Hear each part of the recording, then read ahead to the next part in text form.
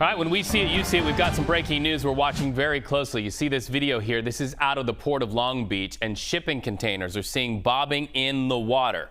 Now, to put this into perspective, this is one of the busiest ports in all of North America. If you think that's a big deal, just wait until the camera pulls out. Let's watch our coverage from CBS News Los Angeles.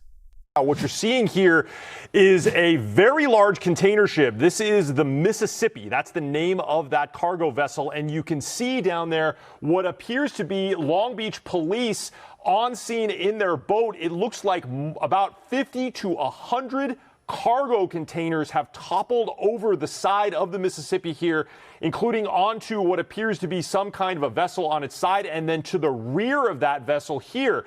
Now, the good news is I have just gotten off the phone with a spokesperson for the Port of Long Beach. They say they have no reported injuries here. That is very good news. News just into our desk. No reported injuries here, but a massive cleanup of multiple cargo containers that have fallen into the water at the Port of Long Beach. Now, this vessel apparently came and moored at the Port of Long Beach sometime in the last 24 hours.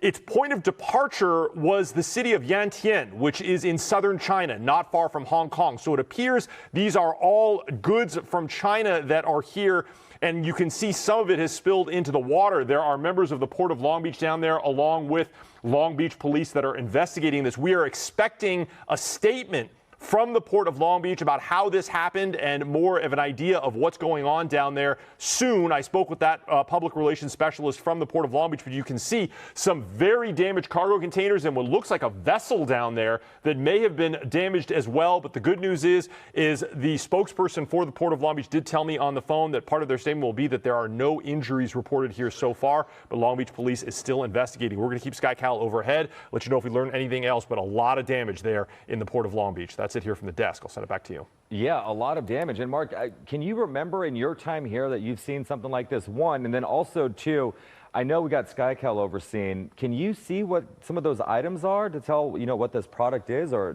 is it too hard to tell? Yeah, so the first part of your question, has anything like this happened before? Certainly cargo ships do occasionally lose containers. Certainly on the Trans-Pacific crossing, sometimes cargo containers will fall off. But here, this is a very large amount of cargo containers that have tipped over, causing a huge amount of damage. This is going to be a very long cleanup effort because it appears that there was a lot of material in those cargo containers. SkyCal very briefly looking, it appears to be things like clothes or other small items. It's not cars or anything like that, large items. These may be consumer goods. But yeah, this is a very serious incident down there at the port. It very likely will take this portion of the port out of action right now, while port officials and cleanup crews have to get all of those containers out. And of course, the Mississippi, that very large cargo ship, is going to be moored there for quite some time, as there appears to be damage on that ship as well. So a very long investigation and a large amount of resources are going to be devoted to getting this cleaned up. And of course, that's going to import port traffic down there at the Port of Long Beach for the near future. Wow. So first the tariffs and then the topple. Our teams will continue following that breaking news. The best part of that news is that it looks like at this hour, according to our CBS News partners in Los Angeles, no injuries reported down there at what is the biggest and most busy port in North America.